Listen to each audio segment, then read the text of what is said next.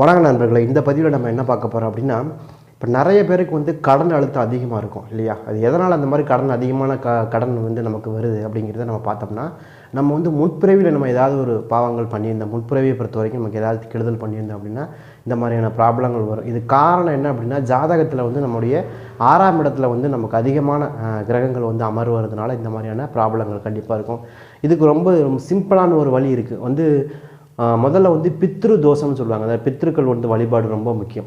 ரொம்ப ரொம்ப முக்கியமாக பித்ருக்கள் வழிபாடு செய்யும்போது அது உங்களுக்கு கடன் வந்து படிப்படியாக குறையிறதுக்கான வாய்ப்பு. இதை விட ரொம்ப முக்கியமான ஒரு விஷயம் என்னென்னா குலதெய்வ வழிபாடு. அதாவது பார்த்திங்கன்னா, நீங்கள் வந்து உங்களுடைய குலதெய்வத்தை வழிபடும்போது உங்களுக்கு அந்த கடன் பிரச்சனைலேருந்து கொஞ்சம் கொஞ்சமாக சால்வ் ஆகிறதுக்கான வாய்ப்புகள் இருக்குது. மெயினாக வந்து நிறைய பேர் வந்து குலதெய்வ கோயில் ரொம்ப தூரமாக இருக்குது அப்படின்னா அவங்க போகிறதுக்கு வாய்ப்பு இல்லை அப்படின்னா, நீங்கள் அதனோட குலதெய்வோட படத்தை வச்சு நீங்கள் சாமி பூஜை அறையில் சாமி கும்பிட்றது நல்லது.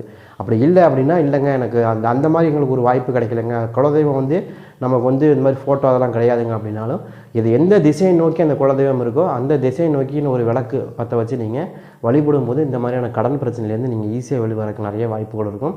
இது மெயினாக வந்து அந்த அமாவாசை பௌர்ணமி நாள்களில் பித்ருக்களுக்கு வந்து நீங்கள் தர்ப்பணம் பண்ணுறது இந்த மாதிரியான விஷயங்கள் நீங்கள் செய்யும்போது நமக்கு ஒரு சில பேருக்கு வந்து பார்த்திங்கன்னா முன்ஜென்மத்தினுடைய அந்த தொடர்பு தான் இந்த மாதிரி கடன் பிரச்சனைகள் அதிகமான தொல்லைகள் அனுபவிக்கிறது.